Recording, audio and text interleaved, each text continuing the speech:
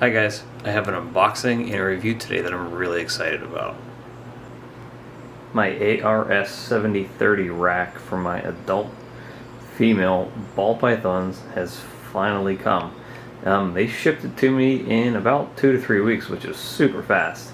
They had to have a freight delivery company deliver it to me here, and on a pallet. It is super heavy. I am going to unpack this box, take all the pieces out because there's no way for me to move it.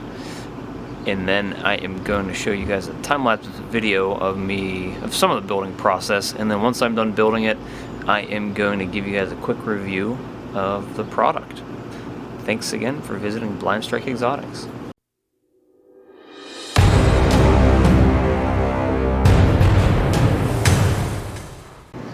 I just finished unpacking this beast, and there are so many materials in there that I can literally fit inside this box comfortably. I'm not a huge guy, 5'8", about $1.65, but this box is humongous. It kind of makes me look like a little kid. And here are all of the parts that I just unpacked from that box.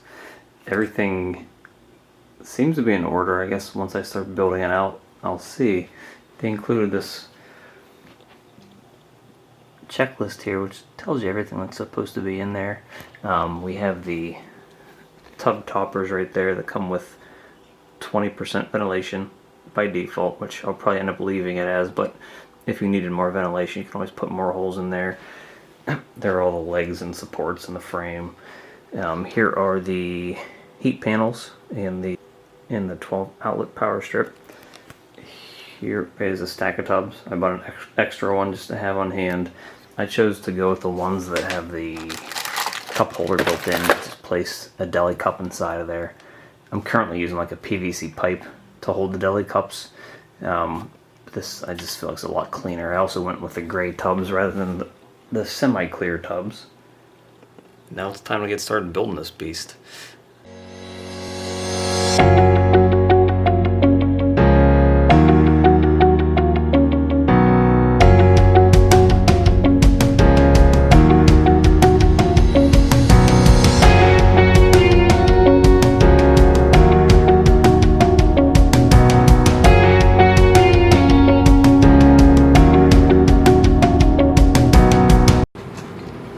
I just finished putting the base together.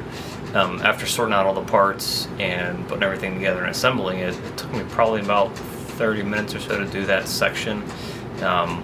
Everything went together pretty easily. The only thing that I would say to pay note to is which way the caster plates go onto the frame, because they can go backwards or sideways or the wrong way.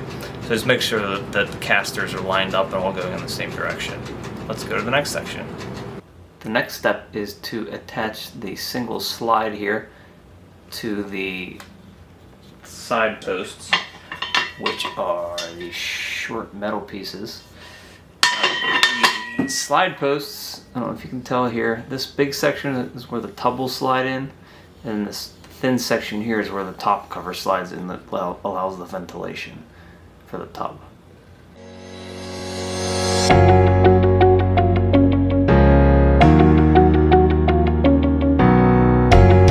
So the side rails with the single slide, which are these guys here, took about 15 minutes or so to do 20 of them, so it wasn't too difficult or time consuming. There are 2 screws in each of these rails. That means that there are 40 total, and that's just in these rails. So I would highly recommend having a power drill. Even if you go down to Walmart and buy a $20 Black & Decker drill just to get the job done, you absolutely need it. Because I'm only on like step 3 or 4, and there's this big bag of screws that I haven't even touched yet. I don't know if I need to use all of them or not, but there's a ton of screws left in there, and there's no way you're doing all of that by hand. In this next section, we are attaching these tiny little brackets.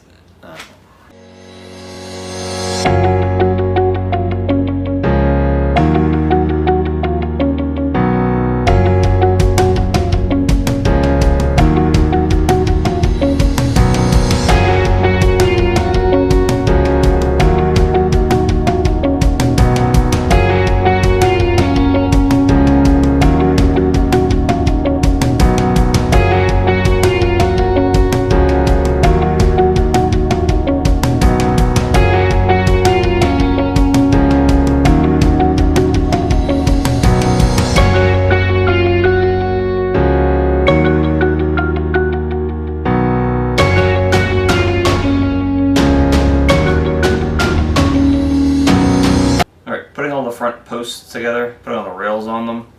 It took probably another 15-16 minutes. There are 10 of them in this rack and 9 screws total, 3 for each rail.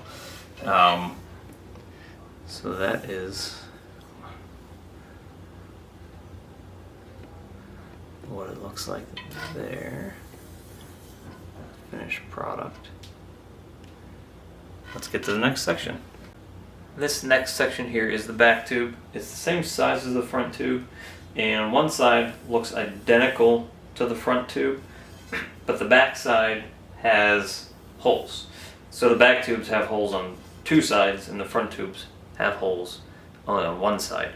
On this back side of the back tube, there's only enough holes for the rails, but instead of it sitting flush against the rail like this, it'll actually turn around and kind of hang down a little bit, which would be on the back side of the tubs. So there are 10 of these as well, and I believe there are 18 screws per back tube, so we have a long ways to go.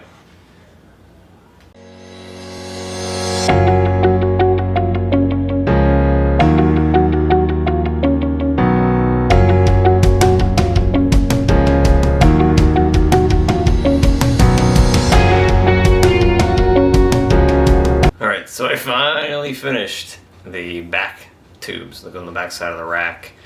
They have 3 brackets on the back side of the tube and 3 brackets on the front side of the tube. That is 9 screws in the back, 9 in the front for 18, so 10 tubes, you have 180 screws, plus 90 screws that were on the front tubes, so you're at 270. That doesn't include everything else I screwed in already, so you guys absolutely need an electric drill to screw these in, because you're never going to be able to do it by hand. That took me probably 30 minutes for that set. So I've probably spent at least an hour already just screwing in screws. Let's head to the next section. Alright, the next step in the process here is to set up and connect each level.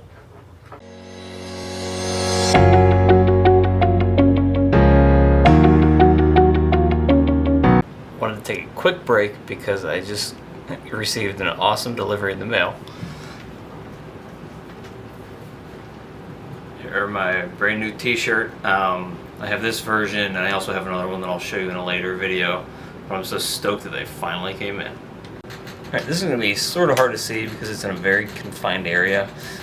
So I'll do my best, but I wanted to show you, this is a completed level here. This is the bottom side of it, and with these tops that go into each level, it's easiest if you put them in between adding it to the rest of the rack. And to do that, you want it to be actually the side up that has these little ridges on it. This is going to face upwards, and you slide it into the little slot it has there. You kind of have to jam it in there, and it just kind of fits in nicely right here. You're able to pull these out and clean them if you ever need to, but it sits flush there so you can't see it. And you want it so that the air holes are towards the front end. The next step is going to actually be attaching the level. I already have the supports between the levels pounded in with a rubber mallet. All you need to do is set this guy on top.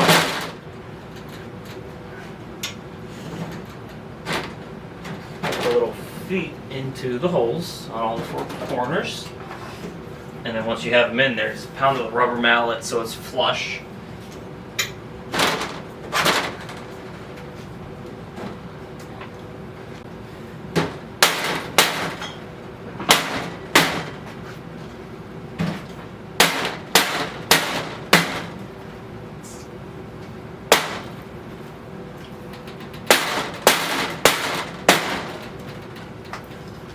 Please make sure you don't use a regular hammer because you'll probably destroy these plastic pieces here that hold up the different levels. The next thing we're going to do is attach the Velcro that holds the heat panels in place and then put the heat panel on. This is also a lot easier to do between levels rather than waiting until you build the whole thing. They recommend to put them 2 inches from the back of the rack. I'm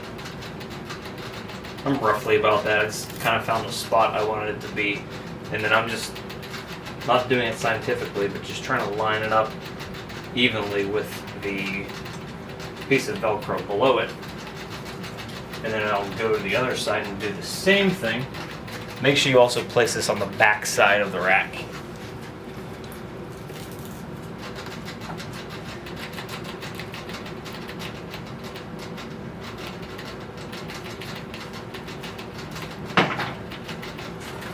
And then your heat panels have the other side of the Velcro right here on either end. And then the plug is going to come off of, if you're looking at the rack, the plug's going to be coming off the right side of the rack. All you need to do is line up the Velcro right there. Nice little push. Line up on the other side. Give it a nice little smush. And then you have your heat panel attached. The next step you're going to do is to attach the little supports between the levels. You'll need to put them on there first manually and then smack them down with a rubber mallet again.